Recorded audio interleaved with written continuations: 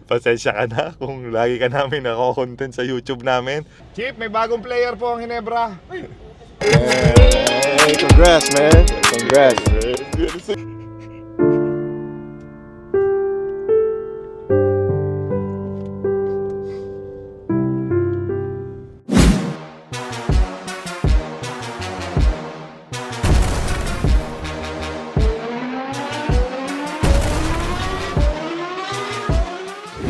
Amazing.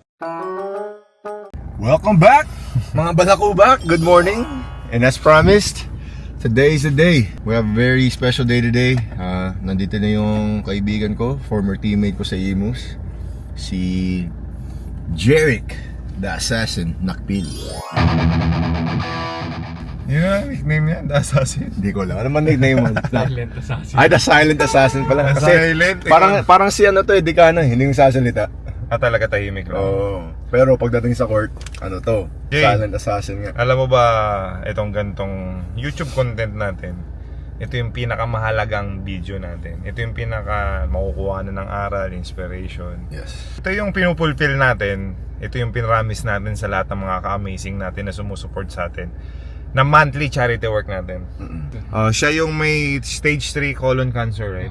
So same siya kay LA Tenorio. We dedicate this project for LA.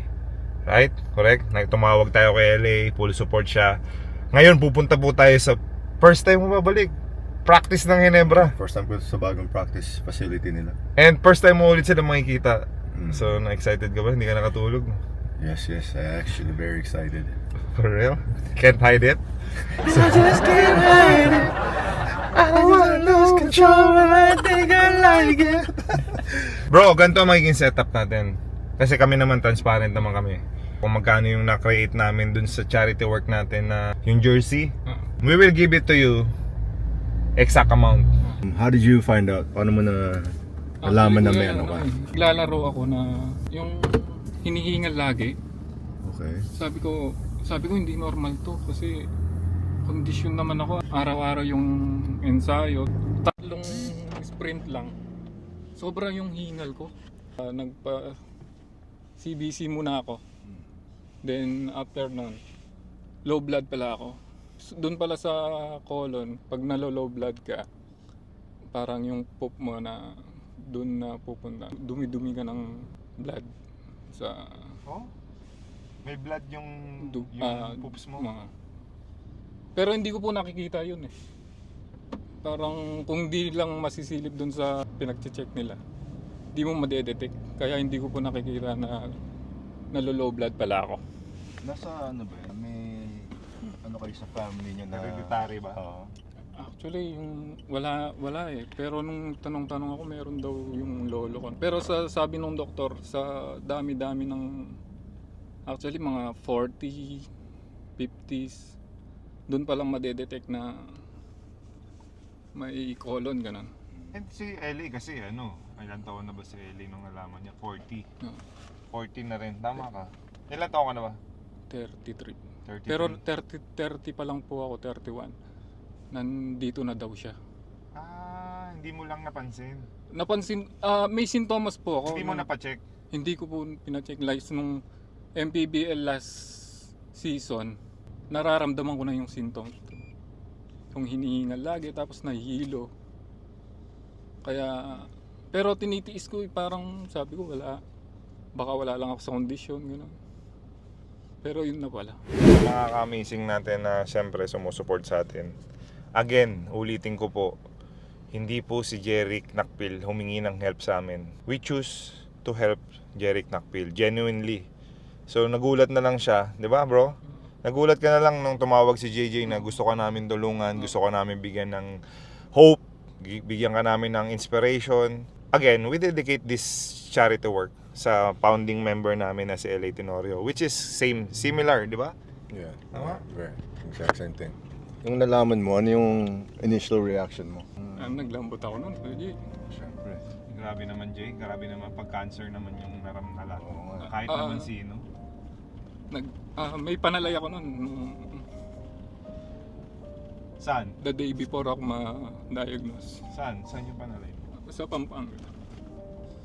Tapos after nun, You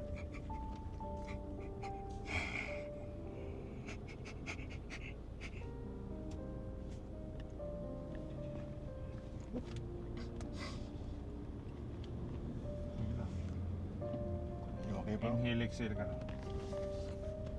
Kaya naman tayo nandito para ano, 'di ba? Para labanan 'yan. Kung kami nga naniniwala na kayang-kaya mo 'yan dahil ito na nga yung inspiration na mabibuild natin. Si LA talaga yung pinaka pwedeng kunan kasi tingnan mo. Na-diagnose siya, similar sa'yo. Anong ginawa niya? Nilabanan niya. And nakabalik pa siya sa PBA. Sa edad na 40, ilang taon na si LA ngayon? Mga 42, 43? Brother Jeric, alam ko sobrang hirap nung pagdadaanan mo. Pero kaya mo yan. Kami ni Kuya JJ mo. As what we said. Thank you, Kuya. Beatable talaga yan. Kasi meron ka nang huhugutan ng hope si LA mismo. Inaabangan ko yung mga post niya, kung anong ginagawa. Bro, comfortable ka na binibideo, okay lang. Sure ka? Sabihin mo lang kung ayaw mo na whatever, patayin ko to. Pero ngayon okay na ako eh, kasi natanggal na yung tumor sa na-opera na ko. Ano, operahan ka na? Ang kailangan mo na lang is yung maintenance. Yung chemo, yung So, tatapusin ko lang yung chemo after that. after 6 months, diba sabi mo? Ah, So after that, anong mangyayari after tapos na yung chemo? depende sa Dr. WJ kung May bawal bang ano din? Bawal kang kainin, mga ganun? meron. Talagang low fiber muna. Mga fruits, vegetables. Ano talaga naman? Yan yung magiging goal ni LA today. Lahat ng tips na Yun nga. Yun 100% na nakapagpagaling sa kanya, gagawin mo din. So, papunta tayo sa practice ng Ginebra. Ikaw ba, Jeric Nakpil, nangarap ka ba maging PBA player? Siyempre. Anong favorite team mo? Yun na yung brush yun. Ginebra? So, sakto yung punta natin ngayon. So, ito yung dream mo, kasama sa dream mo na makilala mo yung buong Ginebra team. Alam mo bro, nung time kami sa Imus, Nakpil was one of my favorite teammates. He was always, yung, parang si Decano nga, pero pag nagsalita, puro kalokohan. Joker to eh. Mas joker ka pa sa akin. Pero ano to bro, hindi mo pwede iwan sa perimeter to. Para kang James Yap daw, sabi ni JJ Helter. Kumbaga matangkad ka na shooter. So, pag iniwang ka sa Pero hanggang labas, perimeter lang, hindi mo lang 3 points na. talagang perimeter, walang 3 points. Pag nakakaabak sa ano, medyo ko kinakapos. Pero automatic daw yung perimeter mo. Matik, pag okay siya sa ano, matik bro. Sino ang pinaka-favorite mo na basketball player? Si Danny Sigel nung nanonood ako. Yes. Magiging topic din namin yan kasi hindi pa siya sinasama sa top 40. Gagawa kami ni JJ ng content na kung sino yung top 50. So tingnan mo, top 50 player si Danny S bro? Oo. Hindi, nasa top 25 ba siya? Yun yung tanong. Kasi sure na nasa top 50 siya eh. Hindi nga siya sinama sa top 40 pero para sa'yo ba, Jeric Nakpil, nasa top 25 ba yung Danny Sigel? Pag siya papasok sa top 25, mauna muna yung mga tao na nauna sa kanya. Oo nga. Hindi naman pwedeng... Greatest of all time eh. So yung stats niya ba, yung capability niya ba, pwede ba siyang pumalo sa 25? ano yun bro, may seniority yan syempre. Unahan mo yung mga players na na-pave the way muna. Hindi, sa 40. Oh, hindi siya Hindi, nasama sa 40. Oh, bakit di siya nasama sa top 40? So, agree ka ba, Jeric Nakpil? Hindi ko po masabi yung ano eh, pero sa ano ko kasi talagang solid siya kasi idol ko yun eh. Oo. Alam mo ba, meron akong sasabihin sa'yo na facts. Iisa lang nakapag-dunk sa akin sa PBA. Isa lang. Kung solid na dunk ka, nakita mo yung Jeric. Si Danny Sigel ka. Oo. Late naman kasi ako. Late na ako, humelpak, galing ako sa help. Nag-try pa rin ako. Syempre, tayo naman, we always try. You will always do your best sa basketball man or sa buhay. Di ba? So itong cancer, beatable yan. Parang sa basketball din lang yan. Tatalunin mo yan. Mananalo ka dyan. Do you agree, Jay? Yes bro, tsaka bro, huwag mo kalimutan si God bro. Oo. Talagang, Correct. especially at this time, be very prayerful ka. Kasi siya may hawak ng lahat eh. Yung key sa Yung health faith ko mo, eh, oo. araw-araw, bago matulog, pag gising. Surrender mo lahat kay God. Tama yun sinabi ni JJ. Surrender mo lahat. Dahil si God, He is always in control. He will do kung ano yung pleasing sa kanya. Kung pleasing ba na i-heal ka niya, He will do so. Ano ba yung mga pwede natin gawin? Repent, prayer, thankful. Sabi ko nga, yung dasal ko sa kanya, ikaw na bahala kung pinapaubaya ko na lahat sa kanya.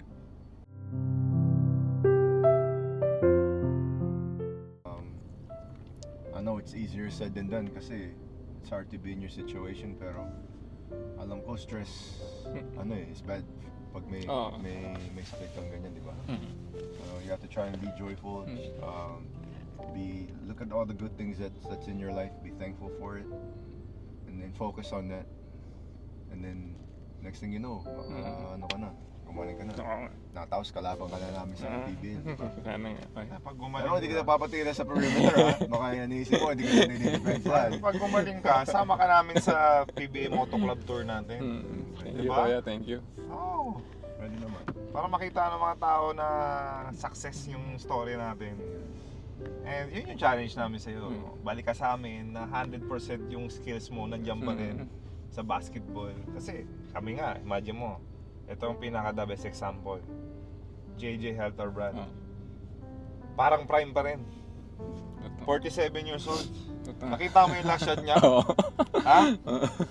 Ako nga, kinilig nga ako na tumaas ka yung balahibo ko. Sabi ko, 47 years old, nakikipagsabayan pa rin sa mga 20 years old. Amazing.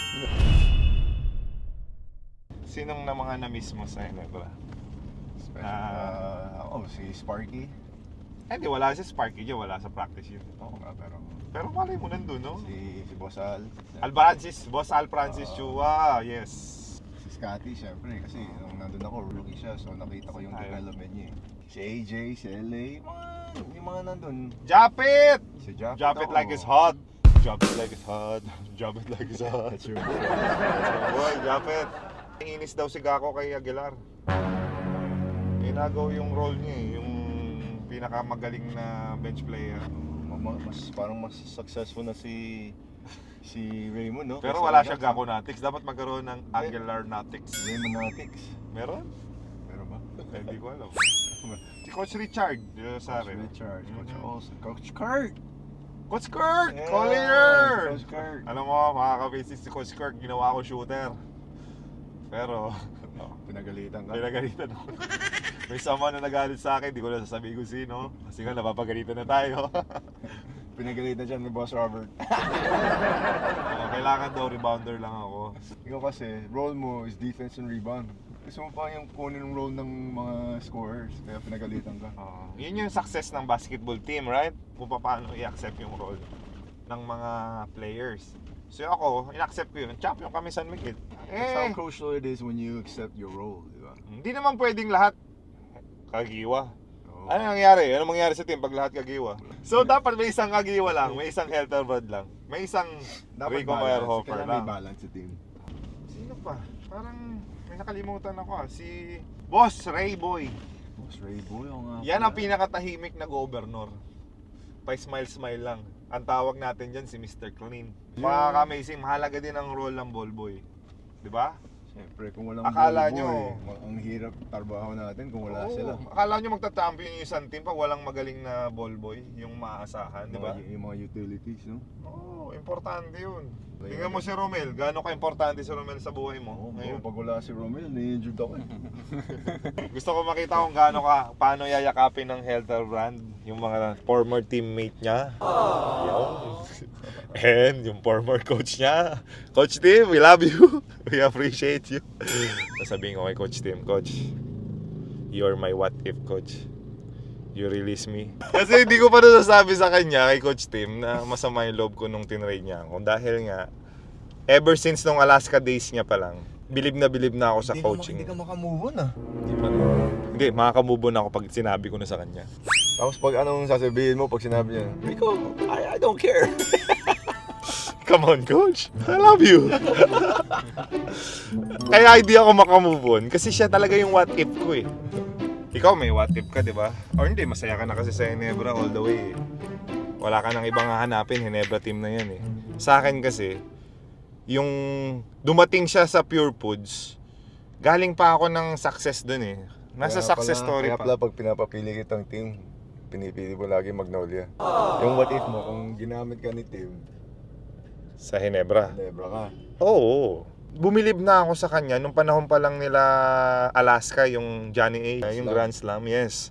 So sabi ko, okay na coach to si Coach. Grand Slam ba si Tim? Dalawa. Sa Alaska, saka sa Magnolia. Hindi, success din naman yung ginawa ni, hindi ko naman masisisi si Coach Tim. Kasi nung tinrade niya ako, nag-Grand Slam. So, alam mo na. Pero pwede naman ako kasama dun. Diba? Tinade ka para mag-championship. Yeah. Stay ka doon. That is true. Baka hindi nag-Grand Slam, di ba? Coach Tim, wait for me. Coach Tim, I love you. Pasensya ka na kung lagi ka namin nako-content sa YouTube namin. But you really are a good coach. Siyempre, he's gonna be content kasi he's handled a lot of players. Diba? So, yung mga experience ng mga players na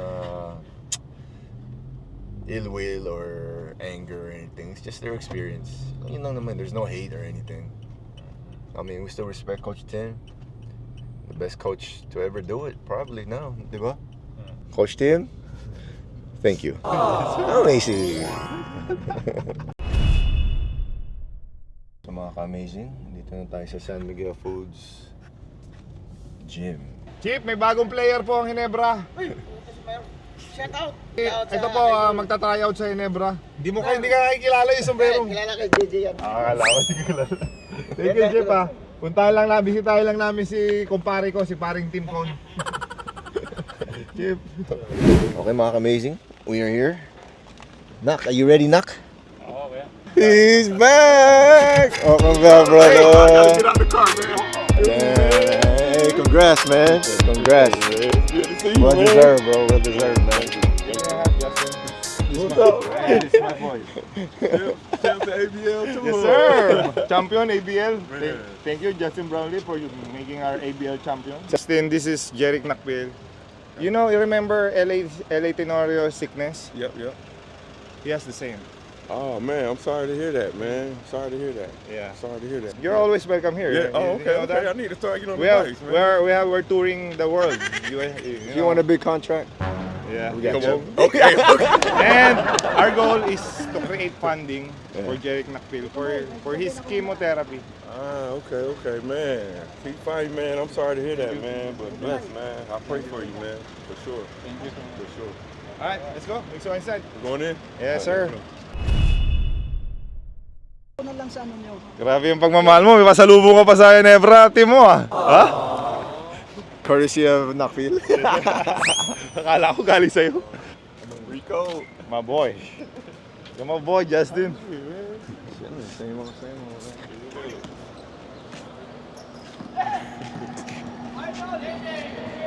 Oh! Let's go!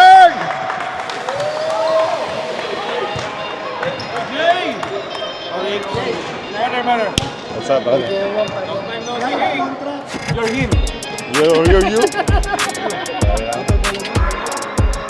What's up, man? Ray Baron. The great Mayover, ha? Yes, sir. Kaya po, kamusta? Alam ko, sino muna lang ito, kayo pala. Wala na yung makausap si Coach Tim. Hey, Coach Kurt, what's happened to you? Huh? You're always looking younger. No. Every time I see I you. wish. I feel like I'm 60. I'll be 63 this year. I feel every minute. 63, but you look like only 40. I wish. Thank you for the compliment. Kayo, kilala nyo kung sino kayo yung mga kumuha at bumili nag-purchase nito sa PBA Moto God Club. bless you. Lahat po. God bless you sa inyong lahat. Tumutulong. O, para sa yan. Isuot mo pag nalulungkot ka, pag nag-iisa ka. Jump it like that. What are you doing?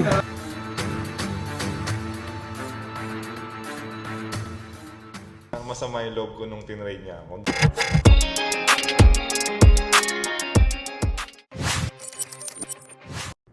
Buksan ang iyong GameX Sports app. I-log in ang iyong account. Magpunta sa menu bar at pindutin ang Lucky 4.